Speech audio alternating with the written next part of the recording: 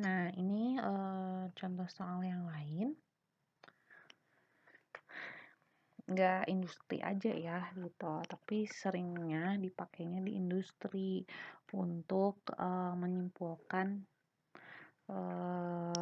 apakah produksi itu harus dilanjut atau enggak gitu kalau ngelihat peluangnya.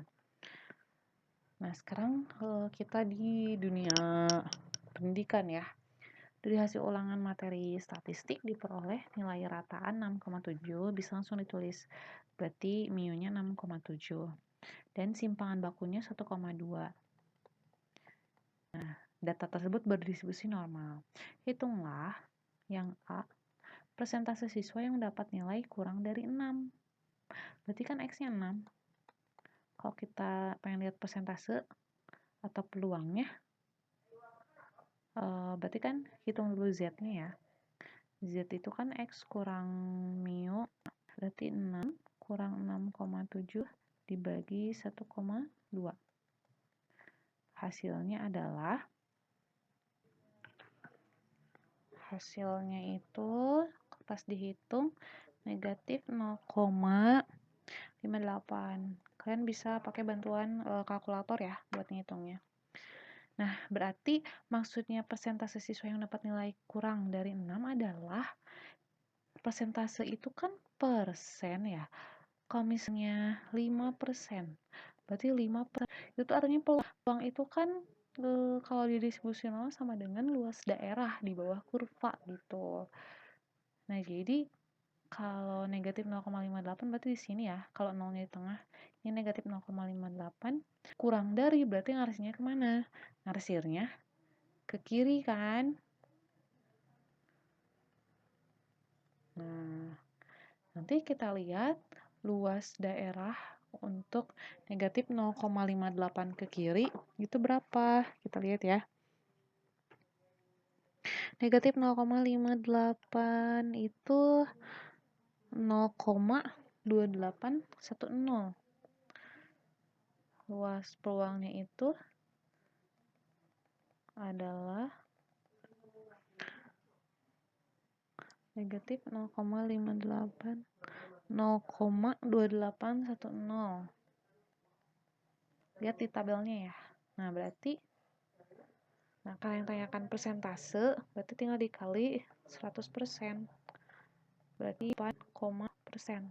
Berarti peluang siswa mendapat nilai kurang dari 6 adalah 28,10%.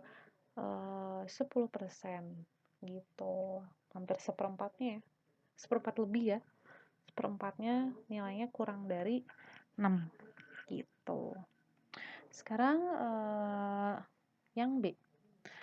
Saya hapus dulu. Yang B, nilai maksimum dari 10% siswa yang mendapat nilai terendah. Nah, maksudnya apa? Kalau ada distribusi normal, terus ada 10% siswa yang dapat nilai terendah, ini tuh berarti luasnya. Berarti yang kita tahu luasnya nih, yang ininya. Kita disuruh nyari ininya berapa. Nilainya, berarti X-nya. Berarti kan kita mesti nyari tahu dulu Z-nya berapa. Yang luas ke sebelah kirinya 10%. 10% itu kan kalau di kan 100 ya atau 0,1. Coba cek di tabel fungsi Z yang luasnya hampir mendekati 0,1. 0,100 gitu ya. Yang paling dekat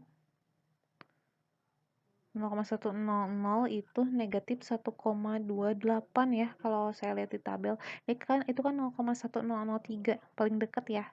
Berarti negatif 1,28 itu Z-nya. Nah, berarti Z yang dimaksud adalah negatif 1,8. Ini kan 100. Nah, yang tanyakan nilainya, berarti X-nya. Z itu kan rumusnya X kurang MIU per sigma.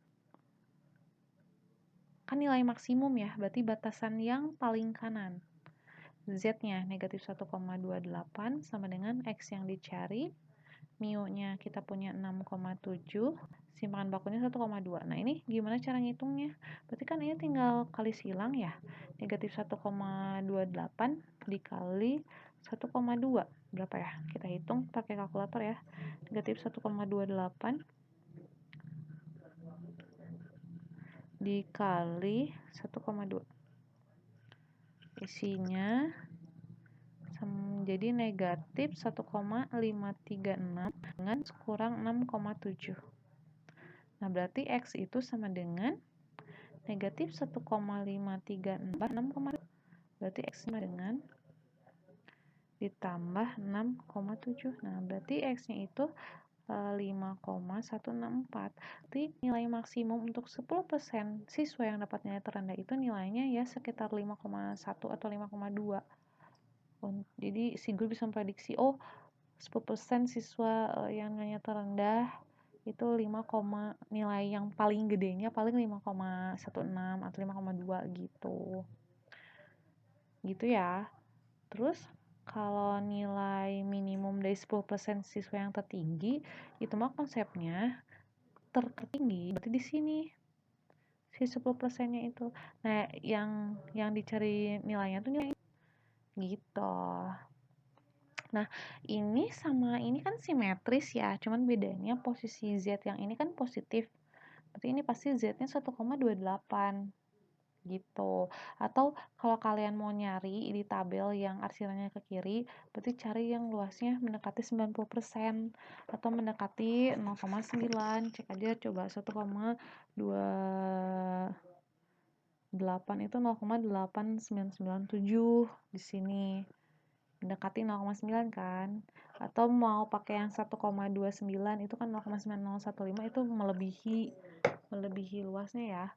Atau kalau misalnya pengen bener-bener tepat, pakai aja Excel untuk nyari luas distribusi normalnya, nanti tepat dapatnya. Di sini saya pakainya Z ini 1,28 aja ya, biar simetris. Nah, kan yang cari nilainya ya, X-nya ya, berarti ya sama, tinggal hitung. Karena Z itu sama dengan X kurang mu per sigma, berarti 1,28 sama dengan X kurang mu-nya 6,7 sigmanya 1,2. Nih kalau dikali silang berarti kan positif 1,536 sama X kurang 0,7 sehingga X-nya itu 6 ditambah 0,7. Berarti X-nya itu adalah 1,536 tambah 6,7. 1,536 tambah 6,7 sekitar 8,236. Nah, berarti kalau pengen tahu 10% siswa tertinggi, si guru bisa mengira-ngira nilai yang paling kecil itu ada di sekitar 8,2. 82, ke atas dia udah masuk kategori 10% siswa tertinggi gitu. Berarti kan penarikan kesimpulannya nggak difahami ya.